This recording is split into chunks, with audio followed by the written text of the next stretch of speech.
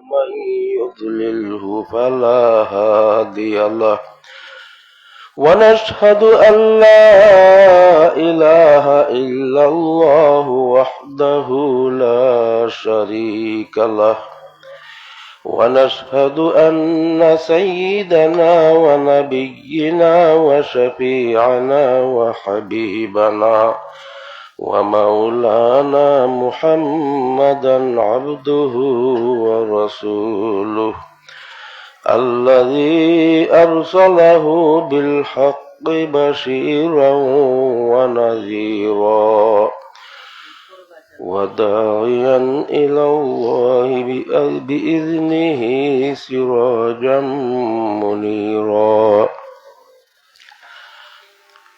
فقد قال الله تعالى في كلامه المجيد والفرقانه الحميد هو الذي أرسل رسوله بالهدى ودين الحق ليظهره على الدين كله ولو كره الكافرون صدق الله العظيم।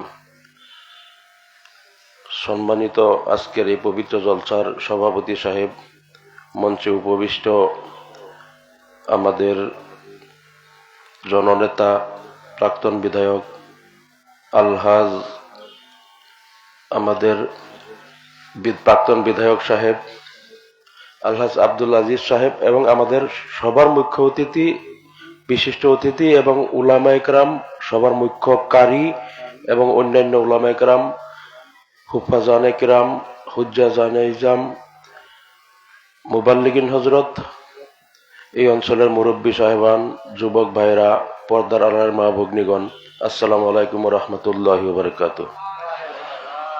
আল্লাহ তাআলার লাখ লাখ শুকরিয়া যে আমরা এখানে পবিত্র দ্বীনি মজলিসে হক্কানি উলামায়ে কেরামের কাছ থেকে আমরা কিছু কুরআন হাদিসের আলোকে কিছু নসিহত শোনার জন্য আল্লাহ আমাদিগকে পছন্দ করেছেন। এতদ অঞ্চলের হয়তো কয়েক শত বা সহস্রাধিক পুরুষ লোকের মধ্য থেকে আমাদের কিছু সংখ্যক পুরুষকে আল্লাহ পছন্দ করে, বাছাই করে, দয়া করে, মেহেরবানি করে, রহমতের নজরে আল্লাহ তাআলা এখানে সমবেত করেছেন। এখানে এতদ অঞ্চলে হয়তো সহস্রাধিক পুরুষ লোক হবে, সবাই কিন্তু আসতে পারে নাই। বহু লোক, কিছু লোক হয়তো হসপিটালেও আছে, কেহ জেলখানায় আছে, কেহ বাড়ির পেরেশানিতে আছে, বিভিন্ন লোক বাজারে আড্ডায় বিভিন্ন জায়গায় আছে, ওনাদের আসার সৌভাগ্য হয় নাই। কিছু লোক বাড়ি থেকে আসছে, হয়তো এখানে আশেপাশে বাজারে ঘোরাফেরা করতেছে, মজলিসে আসার সৌভাগ্য হয় নাই। আল্লাহ তাআলা আমাদিগকে তৌফিক দিয়েছেন আর এই পবিত্র নুরানি মজলিসে বসার সুযোগ দিয়েছেন, তাই আমরা আল্লাহ তাআলার শুকরিয়া আদায় করি, আলহামদুলিল্লাহ। তা আমি বক্তাও নই, আলিমও নই, মাত্র আপনাদের সঙ্গে দেখা করার জন্য, একটু নেক দোয়ার জন্য এখানে আসছি। আর আজকে জানি না কেন 5টা জলসা, গদাইমারিতে একটা আছে, আর একটা আছে তিনসুকিয়াতে, আর আমাদের দারুল হাদিস পরমাবিটি মাদ্রাসাতে একটা জলসা চলতেছে, আর একটা বালুগুটি আছে, এখানে একটা। সব কয়টা জলসাতে আমার দাওয়াত ছিল, আর আমিও বাকি 2টা যাইতে পারি না। আমি দারুল হাদিস পরমাবিটি মাদ্রাসার জলসায় চলে গিয়েছিলাম। মুখ্য অতিথি হযরত মাওলানা শওকত আলী আল কাসিমি, দারুল উলুম দেওবন্দ থেকে, তিনি ইতিমধ্যে আসছেন। এখন মাদ্রাসার দারুল হাদিসের ছাত্রদের বুখারী খতম হবে, তারপর ওনার বয়ান হবে। আপনাদের জলসায় আমাদের স্যার উনি বারবার ফোন করতেছেন, তো ভাবলাম এখানে আবার বেশি সময় থাকবে না, তো একটু দেখা দিয়ে যায়, তারপরে ওনার বয়ান হয়তো মাঝামাঝি গিয়ে পাবো, এরকম ভাবে আসছে এখানে। তো যা হোক, তা আমি যে আয়াতটা আমি পাঠ করেছি, আল্লাহ তাআলা সূরা সফের মধ্যে এটা বলছেন যে আল্লাহ হুয়াল্লাযী আরসালা রাসূলাহু বিল হুদা ওয়া দীনিল হক, আল্লাহ তাআলা রসুলকে পাঠিয়েছেন কি দিয়ে? হুদা, হিদায়ত দিয়ে, এবং দীনুল হক, সত্য ধর্ম দিয়ে। কি দিয়ে পাঠিয়েছেন? দীনে হক এবং হুদা, হেদায়াত আর দীনুল হক, সত্য ধর্ম দিয়ে পাঠিয়েছেন। লিইয়ুযহিরাহু আলা দ্বীনি কুল্লিহি, সব ধর্মের উপরে এই ধর্মকে উদ্ভাসিত করার জন্য, সব ধর্মের উপরে এই ধর্মকে জাজ্জল্যমান করার জন্য। তো এই যে আল্লাহ যে দিনটা দিয়ে পাঠাইছেন, আল্লাহ নবীকে রসুলকে পাঠাইছেন, এই ধর্মটাকে পৃথিবীতে যতগুলো ধর্ম আছে ভ্রান্ত আকীদা নিয়ে সব ধর্মের উপরে এই দিনটাকে প্রতিষ্ঠা করার জন্য লিউযহিরাহু আলা দীনি কুল্লিহি ওয়ালাউ কারিহাল কাফিরুন। যদিও কাফিররা এটা পছন্দ করে না, কাফিরদের জন্য এটা পছন্দনীয় না যে এই হক, দিনে হক যেটাকে দিয়ে আল্লাহ তাআলা আল্লাহ রসুলকে যে হেদায়ত এবং দিনে হক দিয়ে পাঠাইছেন, আর এই দিনে হক সব ধর্মের উপরে রাজত্ব করবে, সমস্ত দুনিয়ার সব ধর্মের উপরে প্রতিষ্ঠিত হবে, রাজত্ব করবে। যদিও কাফিররা এটাকে ভালোবাসে না, পছন্দ করে না, তবু আল্লাহ দিয়েছেন। কাফিররা তো সব ধর্মকে একাকার হয়তো একভাবে, যে ধর্ম বেলেগ বেলেগ থাকলেও হয়তো সব ধর্ম মূলত এক, এরা একটা সাধারণত কেউ বলে, আর কেউ ভাবে ইসলামটা একটা ধর্ম নামে, এটা এই ইসলামের চেয়ে ওদের ধর্মটা ভালো, এটাকে নিচে রাখতে লাগে, তলে রাখতে লাগে। ইসলাম যে একটা পরিপূর্ণ দিন, জীবন বিধান, কোড অফ লাইফ, এটা ওরা স্বীকার করে না, মানতে চায় না। আল্লাহ ভালো করে জানে যে কাফিররা এটা মানবে না, তবু আল্লাহ নবীকে দিয়ে এই হক দিনটা দুনিয়াতে পাঠাইছেন যেন সব ধর্মের উপর এটাকে প্রতিষ্ঠা করবে। তা আল্লাহ নবী সাল্লাল্লাহু আলাইহি সাল্লাম দুনিয়া থেকে চলে গেছেন। এখন এই দিনটা সব দিনের উপরে প্রতিষ্ঠা করার দায়িত্বটা কার? আমরা যে দেখাবো যে আল্লাহ যে দিন দিয়ে আল্লাহ নবীকে পাঠাইছেন, রসুলকে পাঠাইছেন, হিদায়ত দিয়ে পাঠাইছেন, এই ধর্মটাকে সব ধর্মের মধ্যে শ্রেষ্ঠ ধর্ম আর একমাত্র জীবন বিধান, সর্বশ্রেষ্ঠ নিষ্কলুষ একটা ধর্ম, এইটাকে এস্টাবলিশ করা, প্রতিষ্ঠা করাটা এখন দায়িত্বটা কার? আল্লাহর নবী সাল্লাল্লাহু আলাইহি সাল্লাম যে উম্মত রেখে গেছেন, আমাদের উপর এটা দায়িত্ব। যেটা আল্লাহ চাইতেছেন যে আমার হক দিনটা সব ধর্মের উপরে প্রতিষ্ঠিত হোক। এখন কিভাবে প্রতিষ্ঠিত হবে? প্রতিষ্ঠিত হবে, প্রথম কথা যে আমাদের ধর্মের ভিত্তিটা কি? আমাদের ধর্মের ভিত্তি হইল, প্রথম ভিত্তি আল কুরআন, যেটা আল্লাহ তাআলা সরাসরি বান্দাদের জন্য আল্লাহ নাজিল করেছেন আমার রসুল সাল্লাল্লাহু আলাইহি সাল্লামের উপরে। আল কুরআনের প্রথম আলিফ লাম মিম যালিকাল কিতাবু লা রাইবা ফি, যে কিতাবের মধ্যে কোনো বিন্দু মাত্র সন্দেহ নাই, এই একটা কিতাব 30 পারার সম্পূর্ণ, যেটাতে কোনো সন্দেহ নাই আর সন্দেহের ঊর্ধ্বে। এই কিতাব একটা মেসেজ, একটা বার্তা, একটা সংবিধান, একটা কোড অফ লাইফ মানব জাতির জন্য আল্লাহ পাঠাইছেন। এটা ইসলাম ধর্মের প্রথম ভিত্তি। দ্বিতীয় ভিত্তি হলো আল হাদিস, রাসূলুল্লাহ সাল্লাল্লাহু আলাইহি ওয়াসাল্লাম যেগুলো কথা বলে গেছেন, হাদিসকে বলা হয় কুরআনের ব্যাখ্যা। কুরআন শরীফের এত কম কলেবরের মধ্যে আল্লাহ সমস্ত কথাগুলো বললে কুরআন বহুত বড় হয়ে যাবে। হাদিস পাকের মধ্যে প্রত্যেকটা হাদিসের সাথে কুরআনের কোনো কন্ট্রোভার্সি নেই। প্রত্যেকটা আয়াতের মানে এটা বিশদ হাদিসগুলো হলো কুরআনের ব্যাখ্যা। তো এই ভিত্তি, তারপরে ইজমায়ে উলামা, কিয়াস, এটা যা হোক, তো এই ভিত্তির উপরে ধর্মটা আমাদের আসছে। আর এই ধর্মটা সব ধর্মের উপরে শ্রেষ্ঠত্ব পাইতে লাগে আল্লাহর এটা ইচ্ছায়। এটা আল্লাহ কোরআন শরীফে বলছে যে সব ধর্মের উপরে এই ধর্ম শ্রেষ্ঠত্ব, যেহেতু এটা আল্লাহর পছন্দিদা দিন, আল্লাহ যে দিনটাকে নিজে পছন্দ করে আল্লাহ সিলেক্ট করে, এই ধর্মের প্রতিষ্ঠাতা আল্লাহ। এই দিন ইসলাম ধর্ম, এটা বহুত জায়গায় একটা আমাদের আকীদার কথা আছে। কোন জায়গায় বলে ইসলাম ধর্মের প্রবর্তক হযরত মুহাম্মদ সাল্লাল্লাহু আলাইহি সাল্লাম, কিতাবে লেখা হয় উনার জীবনীতে। কিন্তু আমাদের আকীদা ঠিক করতে লাগে, আমাদের ছেলে মেয়েকে আমরা বুঝাইতে লাগে যে ইসলাম ধর্মের প্রবর্তক হযরত মুহাম্মদ সাল্লাল্লাহু আলাইহি সাল্লাম নয়, ইসলাম ধর্মের প্রবর্তন আল্লাহ করেছেন। হযরত মুহাম্মদ সাল্লাল্লাহু আলাইহি সাল্লামকে রাসূল বানিয়ে পাঠাইছেন, আর সম্পূর্ণ বিধানটা আল্লাহর তরফ থেকে আসছে। উনি মাত্র রাসূল, বার্তাবাহক, মেসেঞ্জার, উনি ধর্মটা প্রতিষ্ঠা করেন নাই। কিন্তু এই যে একটা কথা বলে আমাদের ছেলেরা হয়তো যারা স্কুলে পড়ে যে হযরত মুহাম্মদ ইসলাম ধর্ম প্রবর্তন করেছিল, উনার নিজের মতে একটা ধর্ম প্রবর্তন করেছে, কথাটা এটা নয়। আল্লাহর দিন, আল্লাহ দেওয়া দিন, উনি মাত্র বার্তাটা আমাদের কাছে আনছে। এইটা আমাদের ইয়াকিন, আকীদাটা আমাদের সহি হইতে হবে। আর দ্বিতীয় কথাটা হলো যে ইসলাম ধর্মের যে পূর্ণাঙ্গ জীবন বিধান পদ্ধতি কোন ধর্মতে নাই। এখানে পেশাব করা থেকে নিয়ে পেশাব করে কিভাবে পরিষ্কার হইতে হবে, পায়খানা করে কিভাবে হইতে হবে, গরু ছাগল রাখলে তার কিভাবে করতে হবে, কামলা দিলে মানুষের তার কি হক হবে, মালিকের কি হক হবে, কামলার কি হক হবে, কামলার পাওনাটা কিভাবে দিতে লাগবে, ঘাম শুকানোর আগে দিতে লাগবে, আর মালিকের হকটা কিভাবে আদায় করবে, এখান থেকে শুরু করে রাষ্ট্র পরিচালনা পর্যন্ত সম্পূর্ণ জীবন বিধান। পানি খাইলে আপনি কি পদ্ধতিতে খাইবেন, শুইলে কি, ঘুমাইলে কোন পদ্ধতিতে শুইতে হইবে, রাস্তায় চলাফেরার নীতি কি, আপনার মানুষের সাথে কথাবার্তার মধ্যে কি, কথাবার্তা বলার মাঝে কি কি নীতি নিয়ম আছে, কি সুন্নত আছে, এরকম জীবনের কোন এইরকম পহেলু নাই। There is no a single aspect of life left out from this code of life. মানুষের জীবনের একটা সিঙ্গল কোন পহেলু নাই যে এটাতে কোনো ধর্মীয় বিধান নাই। মানে আপনার পেশাব থেকে শুরু করে রাষ্ট্র পরিচালনা পর্যন্ত সমস্ত রাষ্ট্রর যারা বাদশা হবে, বাদশারা কিভাবে ন্যায় বিচার করবে, তাদের সম্পূর্ণ কথার জীবন বিধানের একটাই ধর্ম আছে, বাকি কোন ধর্মতে এরকম পরিপূর্ণ জীবন বিধান নাই। গতিকে আমাদের ভিত্তি কোরআন হাদিসের উপরে ভিত্তি করে সম্পূর্ণ আমাদের জীবন বিধানটা আছে। আর এই কথাটা আমরা এস্টাবলিশ করতে পারতেছি না যে ইসলাম ধর্মকে হেয় করে গোটা দুনিয়াতে একটা মিশন চলতেছে, ইহুদি লবি, খ্রিস্টান লবি, বিভিন্ন লবি ইসলাম ধর্মের বিরুদ্ধে, কোরআনের আয়াতের বিরুদ্ধে, হাদিসের বিরুদ্ধে ওরা বিভিন্ন প্রপাগান্ডা করে ধর্মটাকে খাটো করে দেখায়।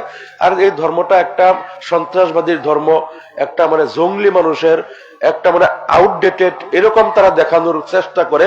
কিন্তু এত সুন্দর আর এত যুক্তিপূর্ণ সায়েন্টিফিক বৈজ্ঞানিক আমাদের ধর্মীয় বিধি বিধান থাকার পরেও আমাদের এটা দুর্বলতা যে আমরা এই ধর্মর এত ভালো ভালো দিকগুলা আমরা পৃথিবীর বুকে এস্টাবলিশ করতে পারি নাই। সব ধর্মের উপরে একটাই যে ধর্ম, বাকিগুলা ধর্ম নামে কিছু পরম্পরা বা বিভিন্ন রীতি রেওয়াজ, এগুলাতে কোনো ধর্মীয় ভিত্তি নাই। আমরা এটা এস্টাবলিশ করতে পারতেছি না, হয়তো আমাদের এটা কমজোরি, আমরা উম্মতের কমজোরি, আমাদের মধ্যে ট্যালেন্ট নাই, বা আমাদের স্টাডি নাই, বা আমাদের এই মিশন নাই, বা আমাদের ছেলেদের মধ্যে সেই চেতনা নেই। মোবাইল নিয়ে টিকটক টকটক এগুলা করে আমাদের ছেলেরা, যে এই ধর্ম আমাদের, আমি বিশ্বাস করি যে রাসূলুল্লাহ সাল্লাল্লাহু আলাইহি সাল্লাম এবং উনার সাথে যিনি সাহাবায়ে কেরাম ছিল, উনাদের জীবনের প্রত্যেকটা সাহাবার, যে কোনো সাহাবার জীবনে আপনি খুলেন, এত মহান আদর্শ, এত ত্যাগ, কুরবানি, নিঃস্বার্থপরতা, যেগুলা কোন ধর্মের, অন্য ধর্মের উনাদের পূর্বপুরুষের মধ্যে কেউ দেখাইতে পারবে না। কত ভালো ভালো উদাহরণ, কত যেগুলা শুনলে আমাদের বিশ্বাস হয় না যে এত ভালো, এত মহান ছিল, এত উদার ছিল। যুদ্ধ ক্ষেত্রতে হোক বা বিভিন্ন ক্ষেত্র, আমি একটাও ঘটনা বলতেছি না, আপনারা যারা জানেন সাহাবায়ে কেরামের এইগুলা এত ভালো চরিত্র, এত মানবতা, মহানতা, নৈতিকতা, নিঃস্বার্থ ত্যাগ, এইগুলা ওনারা কোথা থেকে পাইছিল? এই কোরআন হাদিসের শিক্ষা থেকে ওনারা এইভাবেই জীবনটা গঠন করছিল, যেটা হয়তো আমাদের মধ্যে নাই, সেজন্য আমরা বিশ্বাস করতে পারি না। যে কথাটা আল্লামা ইকবাল রহমতুল্লাহ বলছিলেন যে ইসলাম, বর্তমান দুনিয়ার মুসলমানকে দেখলে তো এটা মনে হয় না যে ইসলাম তো কিতাব মে হে और মুসলমান কবর মে হে। আল্লামা ইকবাল রহমতুল্লাহ কি বলছিল? যে ইসলাম কিতাব মে হে। ইসলাম কোথায় আছে? কিতাবে, কোরআন হাদিসের কিতাবের মধ্যে ইসলাম আছে, আর মুসলমান কবর মে হে। আমরা যারা মুসলমানের লেবাস ধরে মুসলমান নাম নিয়ে দুনিয়াতে ঘোরাফেরা করছি, না আমাদের মধ্যে ইসলাম আছে, না মুসলমানের আদর্শ আছে, হয়তো আমরা লেবাসটা ইসলাম নিয়ে আছি। তাই এই এত মহান আমাদের ধর্ম, কিন্তু আমরা দুনিয়াতে আজকেও অধিকাংশ যারা গায়ের মুসলিম, তারা ভাবে ইসলামটা একটা বর্বর যুগের, মধ্যযুগের একটা আউটডেটেড, একটা সন্ত্রাসবাদের এরকম ধর্ম ভাবে। কারণ তারা কোরআনে কি আছে জানে না, হাদিসে কি আছে জানে না। অজস্র ঘটনা আমি পড়ছি যেখানে বহুত, আমেরিকাতে বর্তমান পৃথিবীতে সবচেয়ে বেশি ইসলামে কনভার্ট হইতেছে আমেরিকাতে। আমি একটা জার্নালে পড়ছি যে দৈনিক গড়ে 11 জন লোক মুসলমান হয় আমেরিকাতে। ইউরোপের বিভিন্ন দেশে ব্যাপক মুসলমান হইতেছে, সবচেয়ে বেশি কিন্তু ইউএসএ, আমেরিকাতে গড়ে দৈনিক 11 জন মানুষ মুসলমান হইতেছে। আর তাহারা বহুত মানুষ এরকম পাইছি যাহারা কোরআন এই জন্য স্টাডি করছিল যে কোরআনত কি কি ভুল পাওয়া যায়, যেগুলো ভুল আমরা ধরবো, ইসলামকে আক্রমণ করব। যখন কোরআন একটার পর একটা পৃষ্ঠা ওরা পড়তেছে, পড়ার পরে দিল তাদের খোলাসা হইতেছে, সাফ হইতেছে। কিছু পড়ার পরে দিলটা গলে গেল, কিছু যাওয়ার পরে সত্যর সন্ধান পেল, তারপরে তারা পাগল হয়ে গেল ইমানের জন্য। বহুত মানুষের ইন্টারভিউ আমি পেয়েছি, আমি দেখছি, ইউটিউব ভিডিও দেখছি, বলছে কোরআন আমরা স্টাডি শুরু করছিলাম ইসলামের ভুল ধরার জন্য, কিন্তু যখন পড়া শুরু করলাম ইমানটা ভিতরে ঢুকে গেল আর সত্যের সন্ধান আমরা পেয়ে গেলাম। এখনো আর ওনারা যেহেতু জ্ঞানী গুণী, ইউরোপের আর আমেরিকার মানুষ বেশি শিক্ষিত, ওরা বেশি জ্ঞানী। আমাদের ভারতের গায়ের মুসলিমের চেয়ে ওদের জ্ঞান বেশি, ওরা স্টাডি বেশি।